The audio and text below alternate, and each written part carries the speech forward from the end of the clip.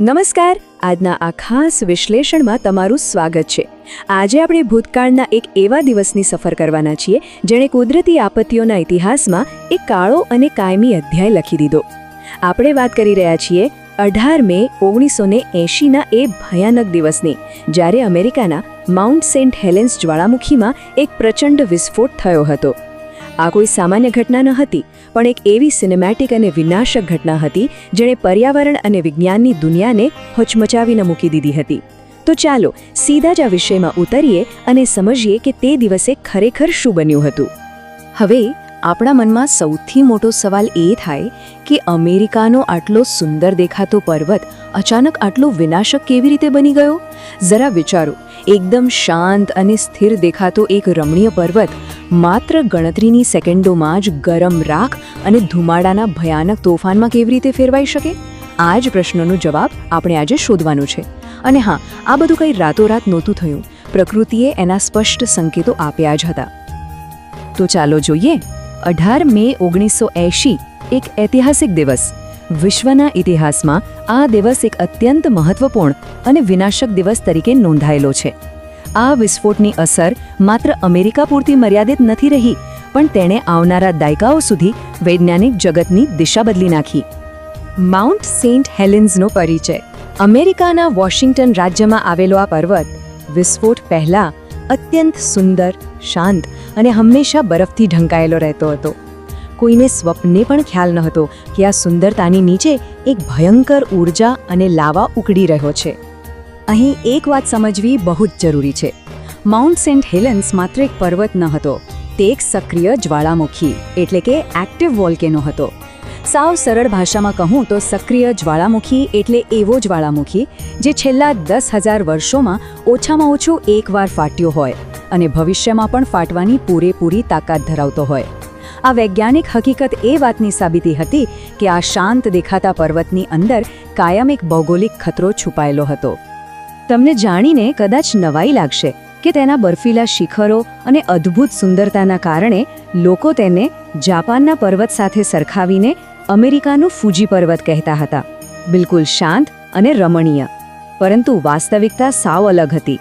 તે અત્યંત ભયજનક અને સક્રિય હતો। 1980ના તે વિસ્ફોટે આખી દુનિયાને બતાવી દીધું કે આ ફૂજી પર્વત ગમે ત્યારે તેનું રૌદ્ર સ્વરૂપ ધારણ કરી શકે છે। વિસ્ફોટ પહેલાના ભયજનક સંકેતો। આપણે બધા જાણીએ છીએ કે કુદરત ક્યારેય પણ ચેતવણી આપ્યા વિના હુમલો કરતી નથી, ખરું ને? વાતાવરણમાં એક અજીબ પ્રકારનો તણાવ ઊભો થઈ રહ્યો હતો અને પર્વત ધીમે ધીમે તેની અંદરની ગરમી બહાર ફેંકવાની તૈયારી કરી રહ્યો હતો। જુઓ, વિસ્ફોટના ઘણા અઠવાડિયા પહેલાથી જ પર્વતની આસપાસ નાના નાના ભૂકંપો આવવાના શરૂ થઈ ગયા હતા। શિખર પરથી ધુમાડો પણ નીકળતો દેખાતો હતો। વૈજ્ઞાનિકો રાત દિવસ ચાંપતી નજર રાખીને જ બેઠા હતા અને પછી 18 મેની સવારે એક અત્યંત શક્તિશાળી ભૂકંપ આવ્યો અને બસ આ જ એ ટ્રિગર પોઈન્ટ હતો જેણે આખી ગેમ બદલી નાખી। સવારે 8:32 ભયાનક વિસ્ફોટ।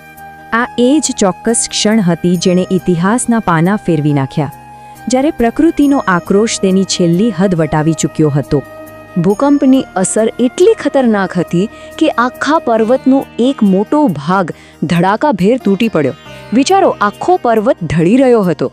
જમીનદોસ્ત થયેલા એ પર્વતમાંથી ભયંકર ગરમ રાખ, કાળા ધુમાડાના ગોટે ગોટા અને અત્યંત ગરમ ઝેરી વાયુઓ આકાશમાં કિલોમીટરો ઊંચે સુધી ઉછળ્યા। આ કોઈ હોલિવૂડની એક્શન ફિલ્મનું દ્રશ્ય નહોતું, પણ રૂમાડા ઊભા કરી દેતી ભયાનક વાસ્તવિકતા હતી। વિનાશ અને તેની વ્યાપક અસરો। આટલા પ્રચંડ વિસ્ફોટ પછીનું પરિણામ ખરેખર હૃદયદ્રાવક હતું। આસપાસનો જે પણ લીલોછમ અને સુંદર વિસ્તાર હતો તે જાણે ગણતરીની મિનિટોમાં જ રાખના રણમાં ફેરવાઈ ગયો હતો। 57 આ માત્ર એક આંકડો નથી, આ એ 57 નિર્દોષ લોકો છે જેમણે આ અકલ્પનીય કુદરતી આપત્તિમાં પોતાના જીવ ગુમાવ્યા। આપણી પાસે ભલે ગમે તેટલી ટેકનોલોજી હોય, પણ પ્રકૃતિની તાકાત સામે માનવી કેટલી હદે લાચાર છે તે આ આંકડો દર્શાવે છે। આ આંકડો એ સૌને આપણી ભાવભીની શ્રદ્ધાંજલિનું પ્રતીક છે। અને આ વિનાશની ભયાનકતા તો જુઓ। આસપાસના વિશાળ જંગલો સંપૂર્ણપણે નાશ પામ્યા, નદીઓ પ્રદૂષિત થઈને ઝેરી બની ગઈ, હજારો પ્રાણીઓએ કમકમાટી ભર્યા મોતનો સામનો કરવો પડ્યો. સૌથી આશ્ચર્યની વાત એ હતી કે આ રાખના વાદળો અનેક રાજ્યો સુધી ફેલાઈ ગયા હતા. સેંકડો ઘરો, રસ્તાઓ અને પુલો ધ્વસ્ત થઈ ગયા. જનજીવન જાણે સાવ થંભી ગયું. વૈજ્ઞાનિક પ્રગતિ અને કુદરતનો પાઠ. કહેવાય છે ને કે દરેક મોટો વિનાશ પોતાની પાછળ કંઈક નવું શીખવાની તક ચોક્કસ છોડી જાય છે. આ ઘટના વૈજ્ઞાનિકો માટે પણ એક બહુ મોટો ટર્નિંગ પોઈન્ટ સાબિત થઈ. આ દુર્ઘટના વૈજ્ઞાનિકો માટે સંશોધનનો એક સાવ નવો વિષય બની ગઈ. પ્રથમ પગલાં રૂપે જ્વાળામુખી શાસ્ત્રમાં પહેલા કરતાં ક્યાંય વધુ ઊંડાણપૂર્વકના અભ્યાસો શરૂ થયા. બીજું, ભૂકંપને માપવાની અને તેની સચોટ આગાહી કરવાની ટેકનોલોજીમાં જબરદસ્ત સુધારો કરવામાં આવ્યો. અને ત્રીજું, આપણા આપત્તિ વ્યવસ્થાપન એટલે કે ડિઝાસ્ટર મેનેજમેન્ટમાં ઘણી મોટી પ્રગતિ થઈ, જેથી ભવિષ્યમાં આપણે આવા વિનાશથી વધુ સારી રીતે બચી શકીએ. વિજ્ઞાનની સાથે સાથે પર્યાવરણ માટે પણ એક બહુ મોટી વાત સામે આવી. શરૂઆતમાં જે વિસ્તાર ઢગલાબંધ રાખ નીચે દટાઈ ગયો હતો, સંપૂર્ણપણે નાશ પામ્યો હતો, ત્યાં થોડા જ વર્ષોમાં એક અદ્ભુત ચમત્કાર જોવા મળ્યો. કુદરતે પોતાની મેળે જ જાતને સાજી કરવાનું શરૂ કરી દીધું. નવી વનસ્પતિઓ ઉગવા લાગી, લીલોતરી છવાઈ ગઈ અને પ્રાણીઓ ધીમે ધીમે પરત ફરવા લાગ્યા. આ સાબિત કરે છે કે કુદરત પાસે વિનાશની રાખમાંથી પણ બેઠા થવાની અને પુનર્જીવિત થવાની એક જાદુઈ શક્તિ રહેલી છે. આપણે આજના વિશ્લેષણના અંત તરફ આવી ગયા છે. 18 મે 1980નો આ વિસ્ફોટ આપણને યાદ અપાવે છે કે કુદરત અદ્ભુત છે, પણ સાથે જ અત્યંત શક્તિશાળી પણ છે. હંમેશા યાદ રાખજો કે કુદરત ચેતવણી આપે છે અને જાગૃતિ જ જીવ બચાવે છે. આ ચેતવણીઓને ગંભીરતાથી લેવી એ જ આપણા સુરક્ષિત ભવિષ્યની ચાવી છે. પણ જતાં જતાં હું તમને વિચારવા માટે એક પ્રશ્ન મૂકી જાઉં છું. પ્રકૃતિની આ પ્રચંડ અને અણધારી શક્તિને જાણ્યા પછી શું આપણે ખરેખર આવનારી આપત્તિઓનો સામનો કરવા માટે પૂરતા તૈયાર છીએ? વિચાર ચોક્કસ કરજો. ફરી મળીશું એક નવા વિશ્લેષણ સાથે. આવજો.